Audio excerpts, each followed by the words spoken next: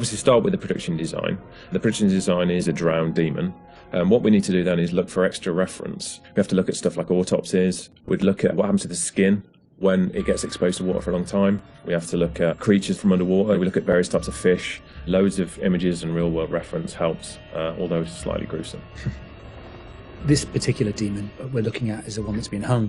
We didn't want to show the whole of this character, and right from the beginning we said, let's focus on the areas which are the most terrifying.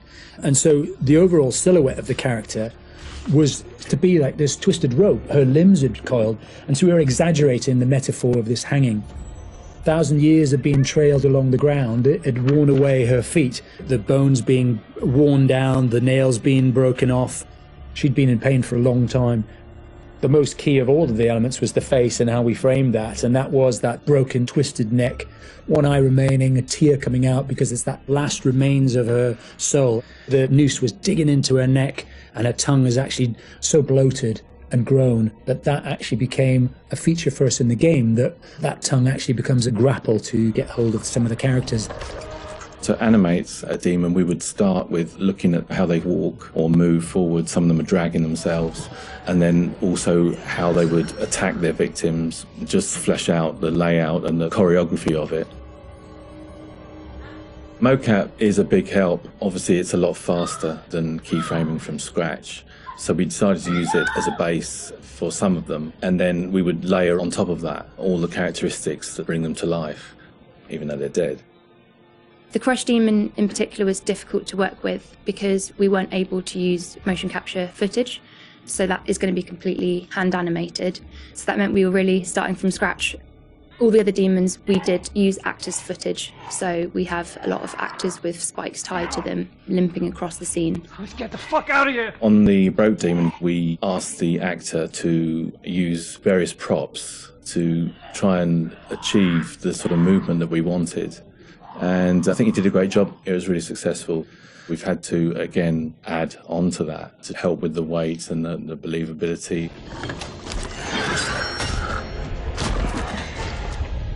We take our initial cues for the sound of the demons from the visuals, and they look fantastic. But then we have to take the sound of the demons beyond the visuals to give them a really strong otherworldly presence. We need each of the demons to be individually recognisable whilst maintaining that uncomfortable unfamiliarity for the player. What is that thing? So at distance you might hear the chains clanking or the vocal screams. But when you get close up to the demons, you hear lots of detail, the cracking of skin, the creak of the chains, the breaths or the sound of the icky vomit. We really want the player to feel the breath through the sound of the demon on their face.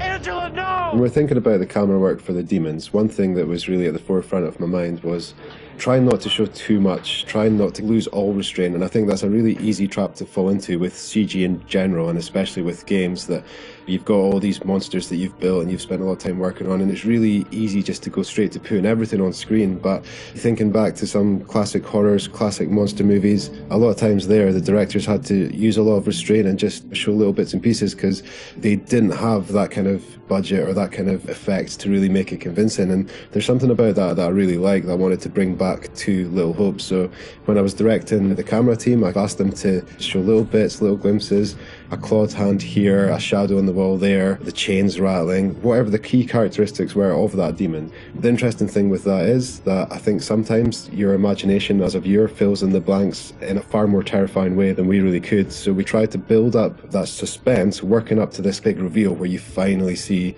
full on in the light this thing that's been hunting you down in all its gross, horrific glory. With the demon scenes, lighting definitely had a key part to play as well. It had to work complementary to what we wanted to do with the cameras, but also there's some very specific things you can do with lighting that really lent itself to this task. So one of the big ones was the use of silhouettes. The demons have really interesting form and really interesting shapes. They're very unusual, you know, these humanoid creatures all distorted, and we wanted to use that without revealing too much. So quite often we tried to use backlighting, or the fog that's present all through Little Hope is a really useful tool for silhouettes, as you can have this nice separation with a brighter background and then have the creature dark in the foreground. It was a nice way to make them feel even more gross than they really were. The Little Hope narrative is extremely multi-layered, And the demons not only represent the tortured souls of the characters, but they also represent the psychological trauma that humans can obtain through witnessing traumatic events. So when the game opens in the prologue and the main character is witnessing these traumatic events, we underscore this with really strong male Gregorian choir, which we use later in the game when the demons are attacking to really strengthen and reference that psychological trauma with the tormented souls of the characters. Run! Now! The broken demon's the most terrifying because of the way it moves. It's really unsettling because you can't anticipate where it's going to go next. All the limbs are breaking and it's all moving in a really erratic way. So if you were to try and escape from it, you wouldn't know where to go because it might go there or it might go over here. So that's the most terrifying in terms of unpredictability, I suppose, and having a deep effect on your psyche. Interestingly, when you work at Supermassive, you get immune to horror. That's one thing I've definitely noticed. The powers of horror somehow get lost in me every time I'm watching a horror movie. I don't get so scared anymore just because I see this stuff every day. But doing those demon scenes, I must admit, even watching them back as they were work in progress, it was always like fairly distressing and fairly horrific. So hopefully some of that comes across in the experience for the player too.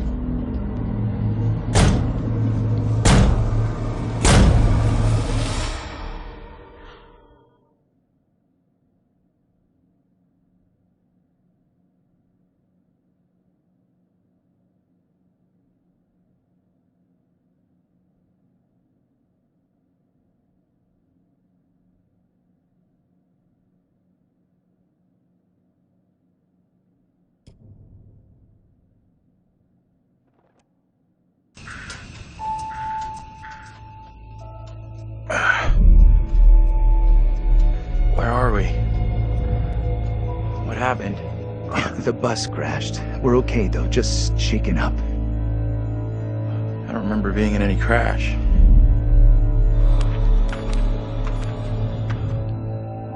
Well, here we are on set of Little Hope, part of the Dark Pictures anthology. Tell me about the characters you play in the game. Yeah, very exciting. I play Andrew, who is a student on this trip to the town of Little Hope. You know this place? No. I mean, I don't think so. I also play Anthony and I play Abraham, all existing at different time periods in different places. Is it tough to balance it all and to kind of jump back between these characters as you go through it? A little bit. I've had a lot of help along the way, and we've been able to, for the most part, separate the three different guys. We have an amazing accent coach on set at all times, so she keeps me in check and puts me on the right part of the map when I stray too far. Only the devil could create a demon who so resembles me. We do look alike, which I agree is pretty damn weird. How tough is it for you to separate that and balance it all?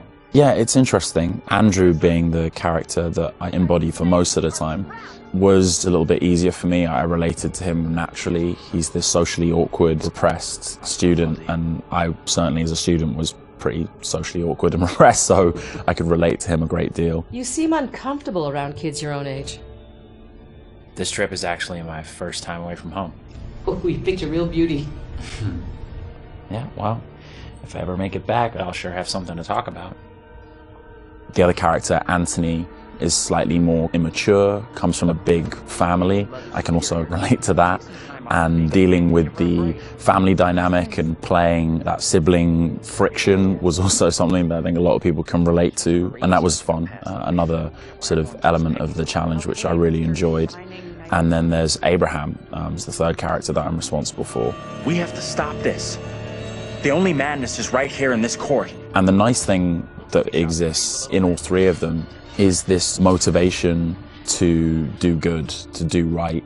And I think all three characters I really had admiration for. They seem to be like morally adept, and it's important to respect, I think, the characters that you play, or at least identify something within them that you respect. And I respected all three of the guys that I played. I know what must be done here. And they're all so very different, and even the level of the accents changed between them. Is that something that's challenging to navigate? Yeah, that's been really fun. For me, it's been when playing Andrew, I've been doing a relatively neutral American accent, but we sort of base most of the action in New England, so it does lean towards the East Coast, and it doesn't take on too strong of a characterization in either direction. The vocal work for Anthony is similar to that, but because Anthony lives within the 1970s, there's been a little bit of tweaking to the accent in order to accommodate the times. And then Abraham's an entirely different accent. It's been a bit of guesswork as far as constructing that accent because there's no recordings of what people sounded like at that time. But I suppose the closest thing to it, we imagine, is a kind of Northern English accent. And my dad's from Yorkshire, so I've basically been ripping off what my dad sounded like when he was younger. She talked in this really weird accent. Was that even American? And also with the process itself is a huge, like a learning curve, like you say, with the performance capture. What's the process been like for you? Have you been able to adapt? Do you feel at home now wearing the helmet and... Yeah, it's funny. I mean, it presents a whole host of challenges. It can get a little uncomfortable. Okay. After a while, it can get a little uncomfortable. You never forget the first time you go for a wee wearing that headset, thinking, am I on some sort of screen somewhere in a studio right now? Can people see me weeing? But you soon get used to the headset and the pack that you're wearing. And I think the best thing you can do is try and remove that from the equation entirely and just make it about looking at the person opposite you. Some of the more physical stuff is challenging because if you do want to move around and you do want to add a physical performance to whatever facial, emotional things that are being captured, you have to be careful that the sound isn't being compromised because of your movements. But, you know, in lots of ways, it's been quite freeing too. We move at a great pace. There's little repetition over the same thing. There's lots of variation, but little repetition really. And we have an opportunity to move freely about the space pretty much. We're not confined to marks and we don't have to relight every single moment. It's go, go, go. It's been 100 miles per hour and I've loved the intensity of it. It's been great. But we're looking for our bus driver. What? Have you seen him? Yeah, that's funny. What's up with the fog outside? It's pretty weird. Sure is a thick one tonight. Actually, it's so thick it's stopping us from leaving. Yeah, I know that feeling. You're, trapped here too, then? Anchored. It's a whole different pace, I feel, than what you normally when you're setting up a scene and you shoot front to back, and then now it's kind of like you're just jumping in and you're just like stop, start, stop, start. It must be kind of refreshing in a way. 100%, yeah. You can start in the morning and by lunch you've died and come back to life 4 or 5 times, whereas on a film set you would have had to shoot for several weeks to get that material. So you do blast through a ton of content. Run! Get the hell out of there! Look out! Yeah, it's gonna be really cool to see yourself in a video game. It's gonna be an incredible experience too. And then now your friends and family members can like play you in a game. That must be a whole weird feeling. Yeah, that is really weird. It's strange enough seeing my face on screen in anything, but you're really mad and exciting, I guess, to think about being in a video game. I guess that's like a little kid's dream in lots of ways, so I feel very lucky. It's incredible. And your friends are going to call you, but like, I killed you. Yeah, I killed you 3 times. They're like, good to speak to you too, bud. Yeah, thanks for the call. Would you confront your fears or would you run away? I want to say confront my fears. After this experience, I would confront my fears. Maybe previously I would have run away.